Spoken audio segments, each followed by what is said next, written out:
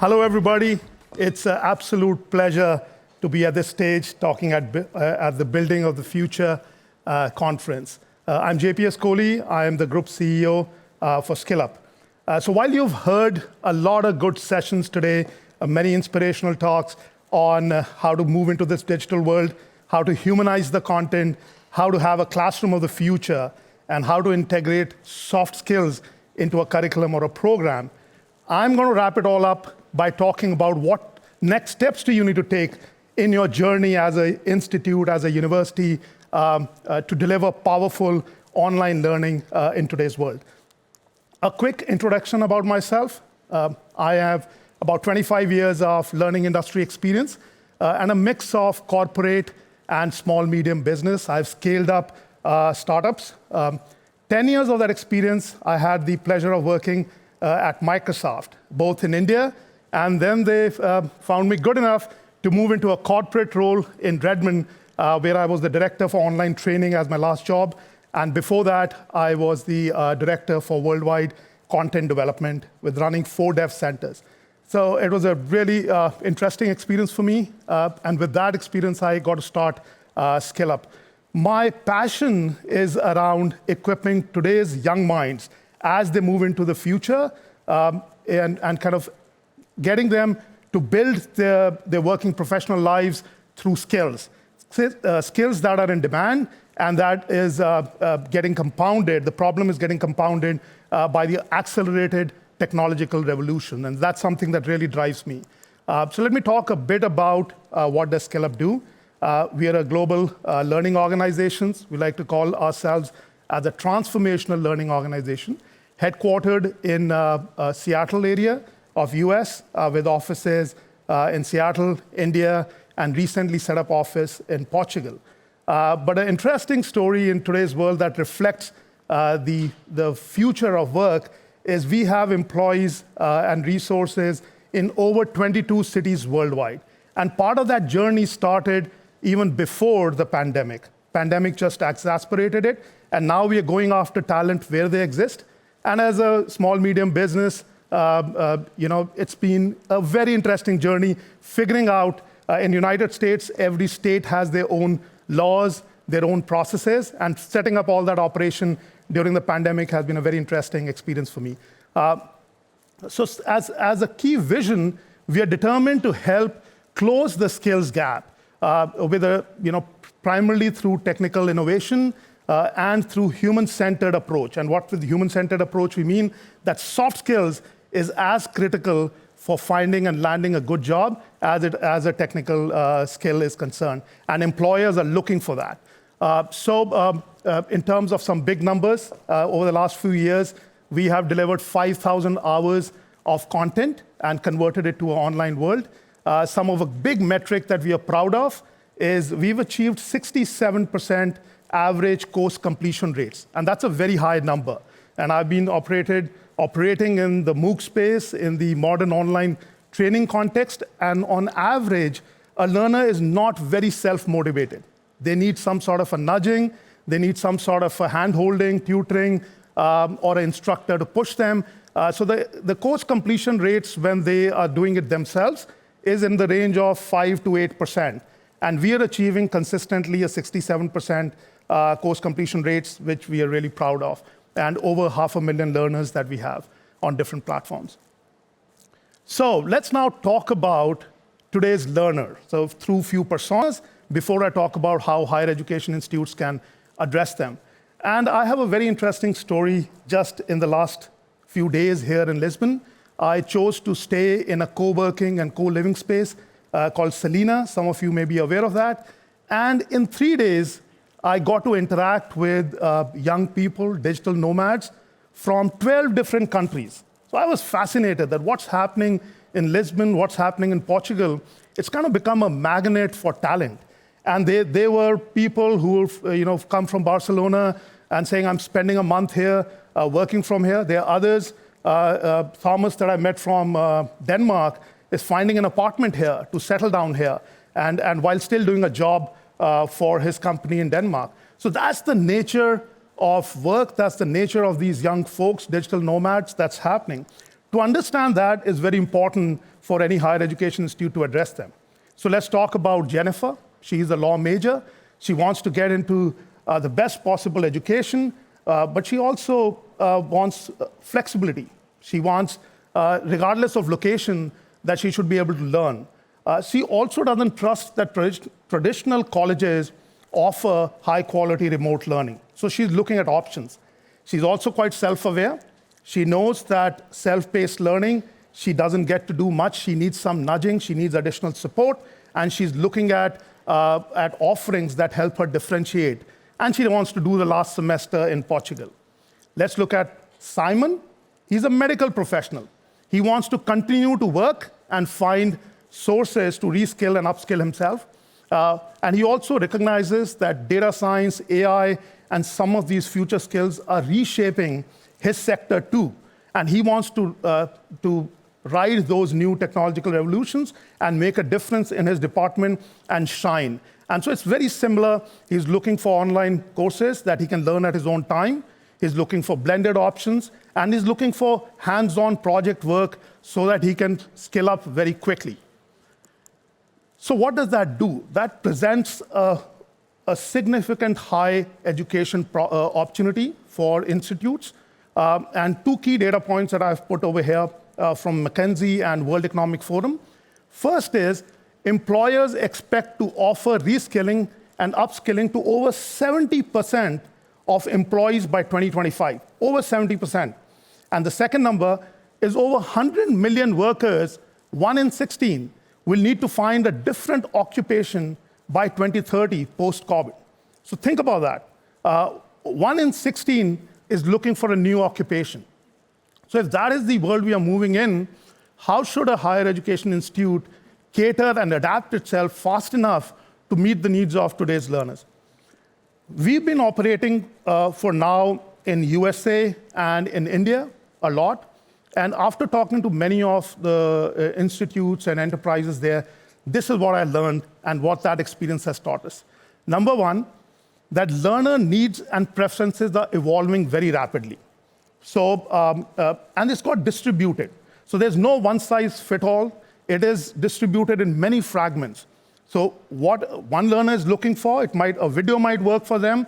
Other person is looking for hands-on practice. A third is looking for reading material.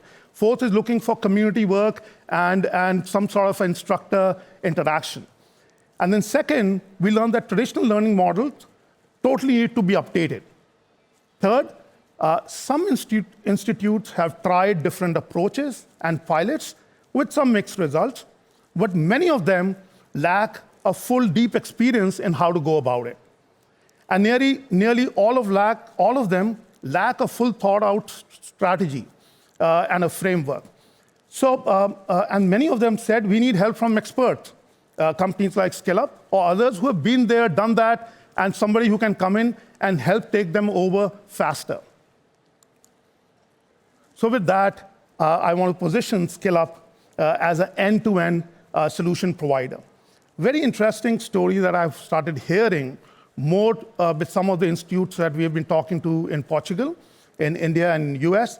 They say we have some good vendor pool, good supplier pool, but many of them offer niche services. They're good in one or two things. But what they're looking for, can somebody come and become a one-stop shop? Can somebody come and offer a strategy framework? Can they offer content production? Can they offer platform enablement? And can they offer running that service? So SkillUp offers these 4 key pillars. The first is build the framework and a strategy workshop. We work with institutes to find out what is their digital readiness and assess that. Have they thought about what's their instructional framework? How will they take their courses online? And then present a crawl, walk, run model. Have they thought about which ones they're leading with? Have they thought about pricing and positioning strategy? And we find that many of them have not. The second key pillar is content production. We have over 120 people worldwide, and that's a big pillar for us. We have instructional designers, video production, animators, content publishers, lab builders, and capstone and project developers that help institutes take their content online as well as we provide our own content that they can straight away plug and deploy. The next pillar is platform enablement. What we find that institutes have invested in LMSs, and they are slowly building those LMSs up and trying to deploy them. But they also need solutions that can be deployed very quickly. So we have a full solutions and architect team, and we get them involved to integrate with their existing LMS so they don't have to reinvent the wheel and launch rapidly. And finally, how do they run the services? How can they provide tutoring support, mentoring services, and the likes to really take it off and maintain it? Here's one example. Pacific Lutheran University, PLU, they wanted to launch really quickly. They said, JPS, we do not have we want to try this out.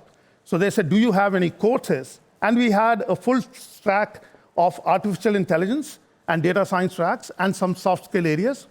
We brought that on. And we launched them within 2 months of really starting the program. Can I just have a glass of water, please?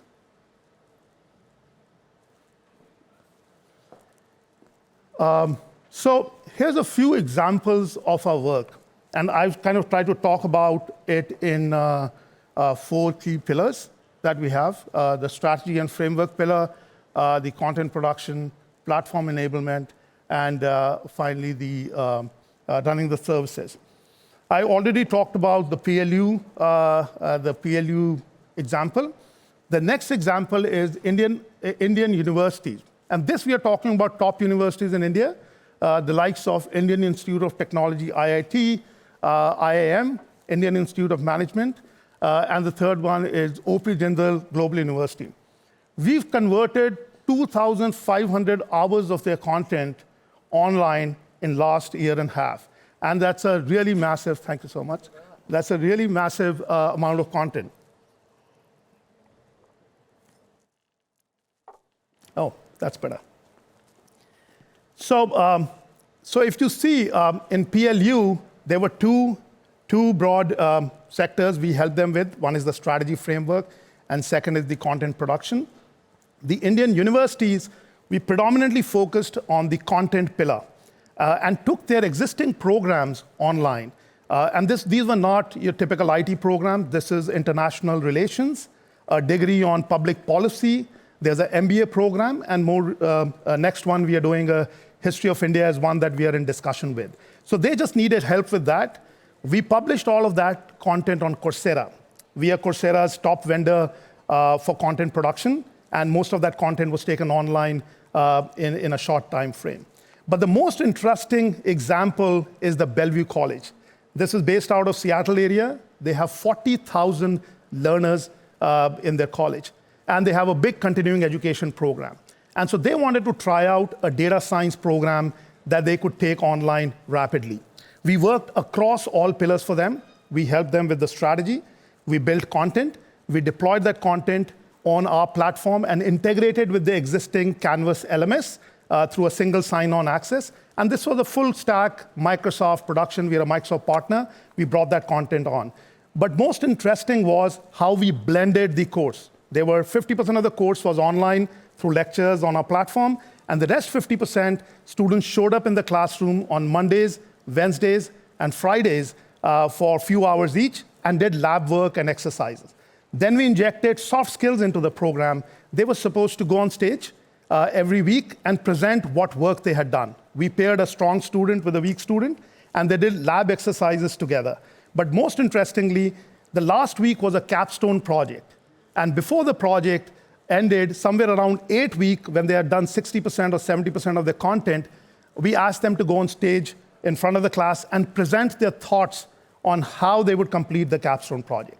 And once the program ended, Microsoft and SkillUp ran sessions for them to basically get their profile and portfolio built on LinkedIn and on Upwork so that they can pick up some project work while they're looking for a job. So it was a phenomenal outcome, 94% course completion, and the student satisfaction levels were through the roof. There are many more examples, but this is one of my favorite examples that I like to talk about.